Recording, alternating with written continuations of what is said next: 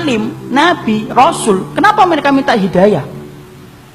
Kalau yang jahil sudah, yang baru separuh ilmu sudah, yang sudah berilmu tidak beramal sudah, yang meyakini yang batil sudah. Sekarang kita tanya, kenapa Nabi tetap minta hidayah? Kalau 4 tadi menceritakan tentang diri kita, tapi kalau kemudian yang kelima, kenapa Nabi dan orang-orang soleh yang mengikuti jalan para Nabi, yaitu para sahabat, para tabi'in, dan kita yang berusaha untuk mengikuti mereka, ridwanullah alaihim, kenapa kita masih tetap minta hidayah? Karena belum tentu apa yang antum dapatkan kalau sudah benar itu menjamin antum itu meninggal dalam keadaan itu.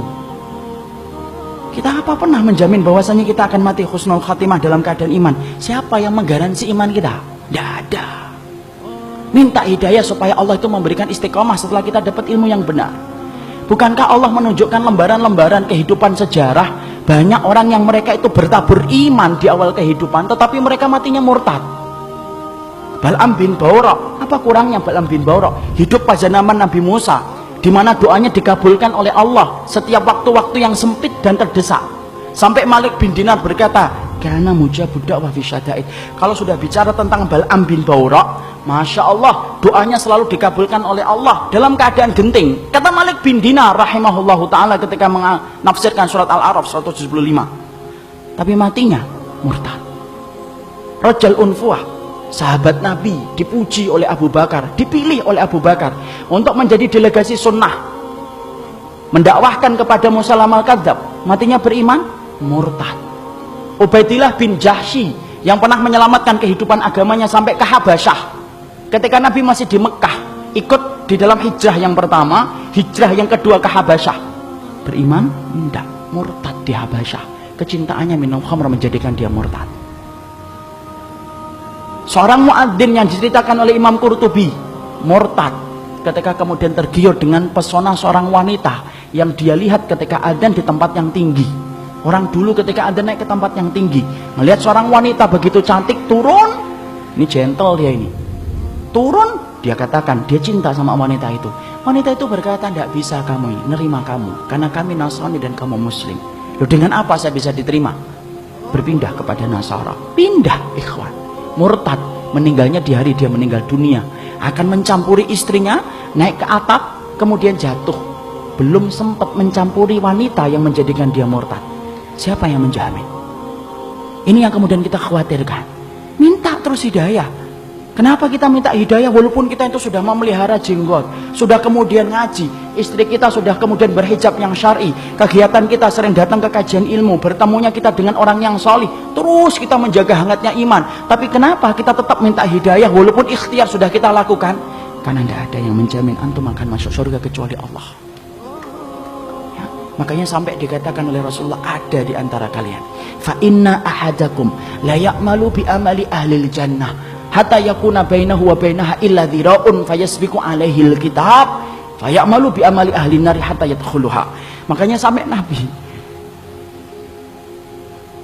beliau bersabda, ada di antara kalian yang melakukan amalan surga sampai antara dia dengan surga tinggal sejengkal, tinggal sejengkal ikhwan. Satu amalan tak langsung masuk surga itu harusnya, tapi ternyata catatan takdir mendahului apa yang dia lakukan.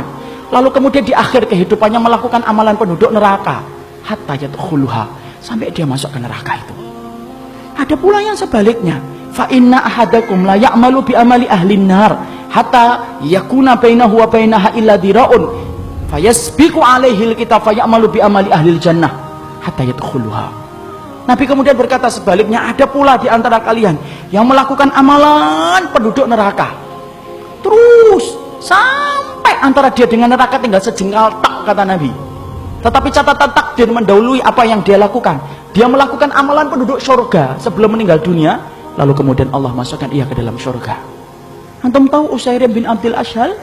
Usairim bin Abdul Ashhal, seseorang sahabat yang dikatakan oleh Nabi sebagai penduduk surga, tapi keningnya tidak pernah dipakai untuk bersujud kepada Rabbnya. Karena apa? Masuk Islamnya belum ada 24 jam. Ketika dia masuk Islam mengucapkan syahadat, dia bertanya, sholat? Belum waktunya sholat. Apa yang saya lakukan? Ayo berjuang bersama Rasulullah. Berjuang bersama Rasulullah SAW dan para sahabat. Ketika kemudian dalam peperangan tersebut Allah takdirkan dia meninggal dunia. Ketika meninggal dunia, Maka rame para sahabat membicarakan tentang Utsairim bin Abdul Asyhal. Sampai Abu Hurairah berkata, inilah penduduk surga yang belum pernah menempelkan keningnya untuk mencium bumi bersujud kepada Allah. Itulah Utsairim bin Abdul Asyhal. Siapa yang jamin, ikhwan? Jangan sombong kalau kita hari ini sudah ngikut ngitibak. Jangan sombong ketika kita hari ini sudah ngaji. Belum tentu itu akan menjadi jaminan bahwasanya itu menjadi keimanan kita ketika meninggal dunia. Jangan magrur. Apa itu magrur? Tertipu dengan amalan kita, merasa bahwasanya amalan kita itu akan pasti menjadikan kita masuk surga. Siapa yang jamin? Minta hidayah kepada Allah supaya kemudian kita diberikan oleh Allah. Kalau antum betul-betul orang yang solih, supaya hidayah yang antum minta menjadikan antum diberikan istiqomah sampai antum meninggal dunia. Itu yang kita minta kepada Allah. Inilah pentingnya hidayah. Makanya di dalam kehidupan kita sampai Allah terangkan doa yang pertama bukan doa meminta ampunan. Doa yang pertama bukan meminta surga. Doa yang pertama di dalam Al-Quran bukan meminta perlindungan dari neraka. Tapi doa yang pertama, ikhwan, antum sebagai hambanya Allah diajarin oleh Allah. Kita diajarin oleh Allah minta hidayah. Karena kalau antum sudah dapat hidayah, antum diampuni oleh Allah. Kalau antum sudah dapat hidayah, antum dimasukkan surga oleh Allah. Kalau antum minta hidayah, antum akan dijaga dari api neraka. Dan itu didahului dengan hidayah.